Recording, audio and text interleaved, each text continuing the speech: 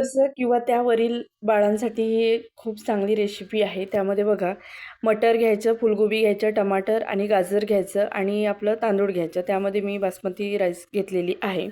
तर हे सर्व बासमती राईस व्यवस्थित धुवून घ्यायचं, सगळ्या भाज्यासुद्धा स्वच्छ धुवून घ्यायच्या आणि त्या कापून घ्यायच्या।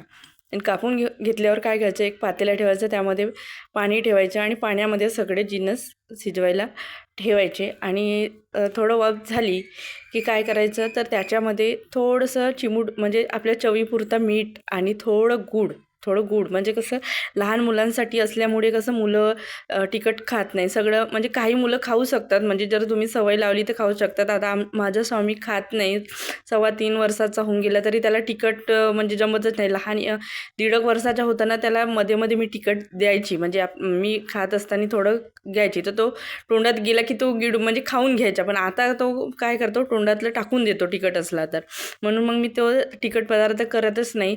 तर त्यासाठी थोडंसं गूळ आणि थोडंसं मीठ टाकून सनी अशा पद्धतीनं असं म्हणजे पुलाव भात केलेली आहे। आणि मी असं फोडणी न करता असं म्हणजे वरतून तूप टाकलेली आहे, त्यामुळे टेस्टी झाला। मी सुद्धा खाल्लेली आहे हा भात, कारण एवढा त्याला एकट्याला म्हणजे संपणारा नव्हता, त्यामुळे त्यांनी पण 2 टाईम खाल्ला आणि मी सुद्धा एक वेळेस खाल्ली। तर अशा पद्धतीने हा खूप चांगला टेस्टी आणि पौष्टिक पुलाव भात होते, कारण याच्यामध्ये सगळ्या भाज्या असल्यामुळे त्यांच्यामध्ये पोषण तत्व आहे। आणि आपलं तांदूळ असल्यामुळे त्यामध्ये कर्बोदके सुद्धा आहे आणि मटर असल्यामुळे प्रोटीन सुद्धा आहे। त्यामुळे हा सगळं म्हणजे पौष्टिक आणि हेल्दी म्हणजे जेवण आहे।